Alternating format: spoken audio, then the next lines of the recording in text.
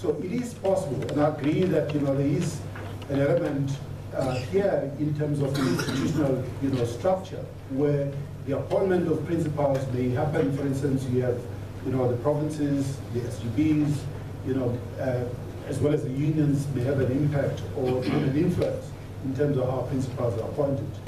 But very often the schools that work, and the many schools actually that do work, have good principals that are in place, that do the work, that are proper and good leaders in their schools. So I don't think we want to generalize and say, the education system is broken because most of the people that we have that are deployed, that are cadres, are wrong or are incompetent and so on. I think that's a very broad and very dangerous generalization. And secondly, if you just look at those schools that do perform, and I'm just talking to this issue of you can't give someone the responsibility to be accountable and you have not empowered those people. In every single school that works, you have a principal, in spite of the setup, including what the Schools Act may say, including the role that the SGB or the secretary or the district or the province may play, you have a principal who knows their job, who knows their job as a leader and executes their role as a leader in the school, who sets the tone, who creates a culture of performance and accountability in that school. And there's nothing in the legislation or in the institutional framework that stops the principal at a school from exercising their role and being accountable to all their stakeholders, including civil society or the parents in that school. So where you have proper leaders, actually you do have accountability that happens in that school. So I just want to say that sometimes we generalize, and sometimes we find reasons why things don't work, and we blame the government, we blame the legislation, when in fact the whole setup which we have does allow people to be accountable where they need to be accountable. Okay. Thanks, Kes. Colleagues, I've got to be very honest with you. We are not generalizing. Yeah. We are not generalizing, Mr. Ngasana. We are very specific. You go to the township schools. We do research there. We are there all the time. Principals of schools complain to us that they are intimidated by teachers. That is what is happening. It's not a generalization statement. It's the reality. No. When they report, guess what? The circuit manager is a friend to the teacher because they used to be in the same union. When they try to report to a district director, the same thing happens. The district director is... Colleagues, we've got to be honest. We've got to hold the bull by his horn. If we are still going to deceive ourselves, I think we are doing this in Ngasana, we are not going to get this right. We are definitely not generalizing with Nick.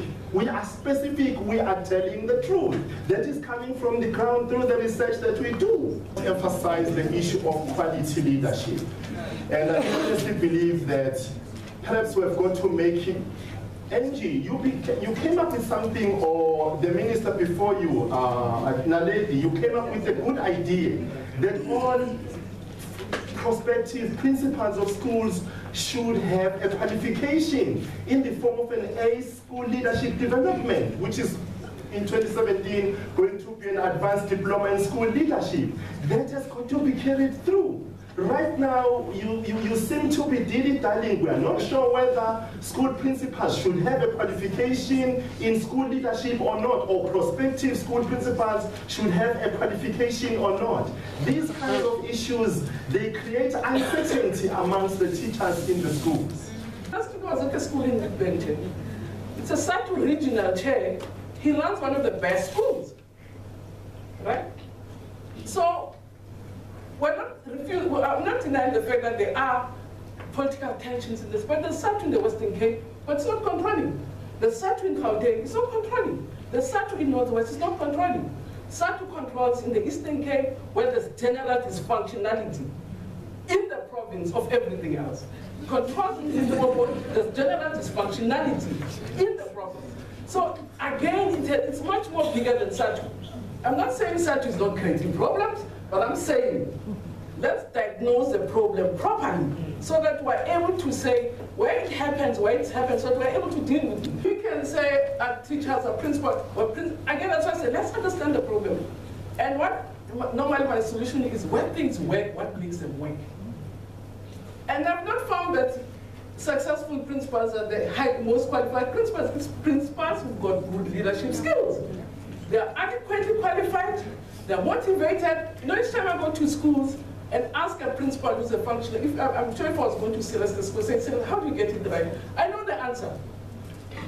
She's going to say, Minister, we work as a team. We have a dedicated staff, we're committed. That's what all of them will say. So which means that's what works. Teamwork, commitment, dedication. When I go to schools which are dysfunctional, before I even ask the principal, I know what the principal is going to tell me. A minister, you can see we're in a poverty state. The high crime rate, all of them, from Cape to Limpopo, they'll tell you poverty, drugs, orphans, and sometimes the school in the same area. So it could be qualification, because that principal we're speaking about, who's at school at 5, I'm not sure that it's because he's got a master's degree that he's at 5. It's because he's a committed person. He's a committed leader. So indeed, they need to be adequately qualified, but let's understand where things work, and that's what helps in the system, and that's what guides me. So we said to say, when things don't work, why don't they work? Where they work, why do they work?